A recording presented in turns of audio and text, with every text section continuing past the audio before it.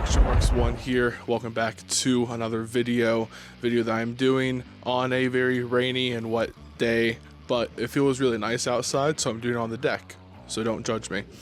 But anyways, we have right around the corner coming up in the next day, and that is going to be May 1st, which is, of course, will start the promotional event that Lego does every year for the May 1st through, I believe it's May 4th or May 5th, and that is, of course, the Lego Star Wars May 4th event promos and all that kind of stuff that Lego does, like I said, annually. This year specifically, there is something that is worth talking about. That is going to be the Darksaber gift with purchase.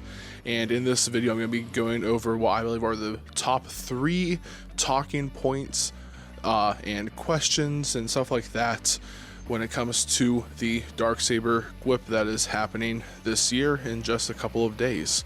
Before I get to that, though, I do just want to preface that the main point and focus to purchasing sets during this time should be for your own collection. It should not be because of a gift with purchase. The main focus should be the actual sets that you are wanting to acquire for your collection, and it should not just be something that Lego is going to throw in for free because you met a certain price threshold. That should never be the main point of when you purchase anything, I think, in your hobby, but some people will have different opinions on that. But I'm just letting you know that there should be other reasons to why you are doing what you are doing.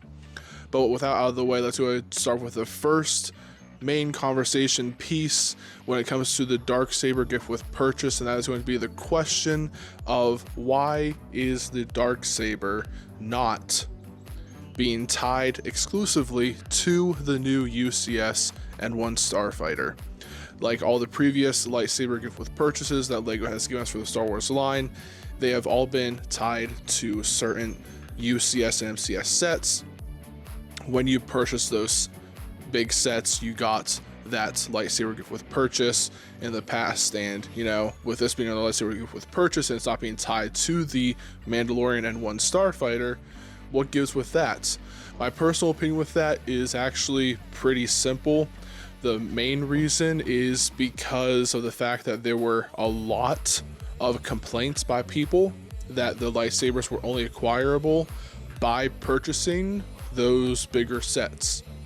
The second point to it is, in my personal opinion, probably because the N1 Starfighter is not a good selection as a UCS. Specifically when it comes to the Mando and Grogu N1 Starfighter, I feel like it would have had a better attraction if they did a Phantom Menace N1 Starfighter instead of the UCS, or just a completely different vehicle in general from Star Wars. And so the Darksaber being tied to that N1 Starfighter really doesn't make as much sense either, because the Darksaber isn't just Din Djarin's, and currently right now the Darksaber doesn't exist because it was destroyed in season 3 of The Mandalorian. So those are the 2 reasons, in my opinion, as to why the Darksaber gift with purchase is not exclusive to the N1 Starfighter, is again being because of the fact that the complaints from the past of that system and how that worked, and also because of the fact that it really doesn't pair well with the N1 Starfighter to begin with. Moving on to query number 2, and that is going to be, is it a good value for investment? Now, this already semi-infuriates me because it's just a reminder of the fact that Lego collecting and Lego hobby are not the same thing, even though people say they are the same thing. And that's because when you're on the major side of Lego collecting, you focus primarily on the value and the dollar signs, but when you're on the major side of Lego hobbyists, you focus on implementing your collection into projects, actually doing something with that collection via mocks, dioramas, stop motion, stuff like that. And when people just primarily focus in on, well, is it a good value, is it a good investment, and all that kind of stuff, it always kind of irks me and just makes me wish that people would rethink their lives. But regardless, to go ahead and answer this question, Lego has already retail value to like all of their gift with purchases. They have retail value of the Darksaber as $30, which is $29.99 technically on their website, $29.99 US dollars. After the promo of the Darksaber is over with, the first one, because I do think that the Darksaber will return in future promos as gift with purchases.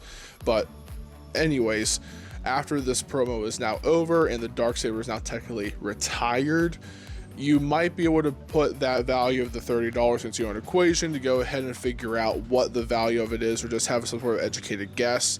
To be completely honest with you, is it going to be a major money maker like the other lightsaber gift with purchases were being tried to be made out to be? The answer is no. You know, you're spending $160 to reach that threshold to be able to get the Darksaber. Sorry for the mower in the background. Like I said, it is nice outside, but also a terrible time to be mowing, especially when it is currently raining. So people are just doing it just to be people. But like I said, you are having to spend that $160 to reach that threshold to acquire that gift with purchase. And my personal opinion is, I think the best range to go ahead and really figure out when it comes to gift with purchase and the resale value is always go to 25% of what you had to spend to get that gift with purchase.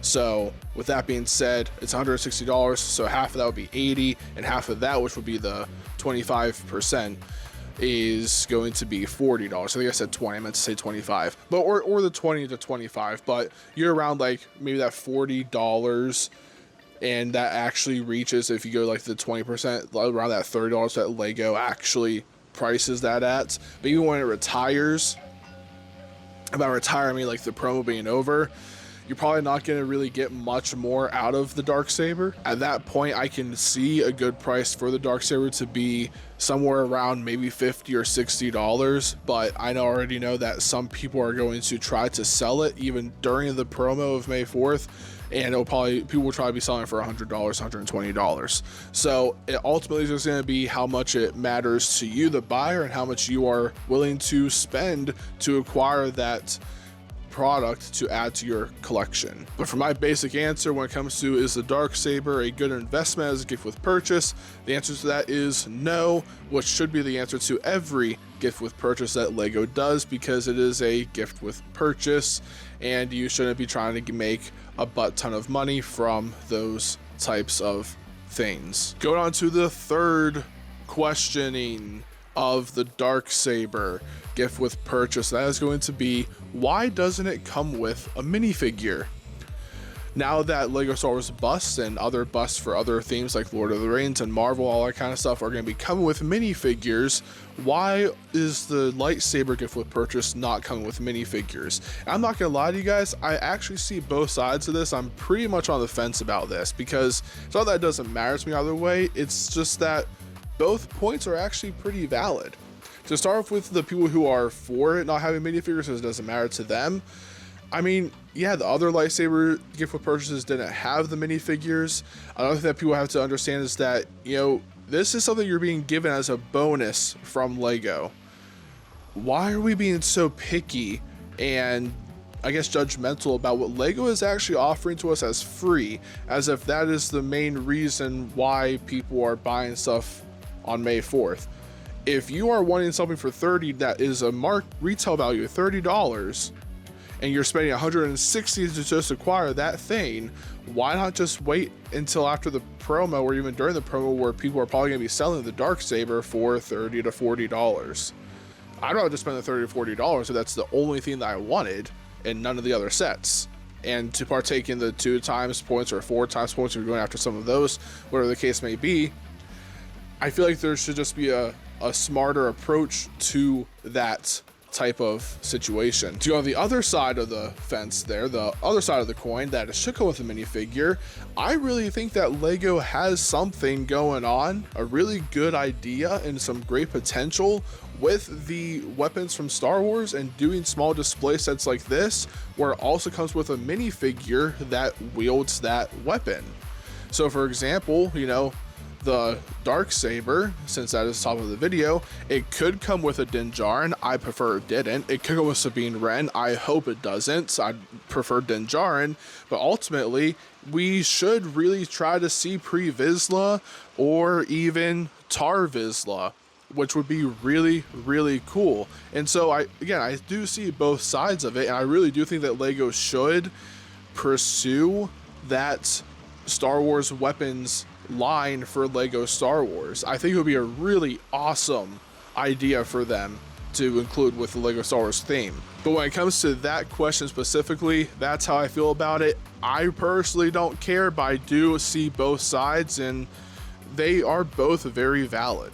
But anyways, I hope I was able to go ahead and help you out when it comes to just determining if you are purchasing sets this upcoming May 1st or the 4th for the event, and just help with when it comes to your mindset and thought process when it comes to the Darksaber gift with purchase, and hopefully future gift with purchases by Lego as well. If there is anything that you thought I should have talked about, or that I missed, or that I was just completely wrong about, let me know in the comment section down below. I would love to go hear you guys' thoughts and opinions about that.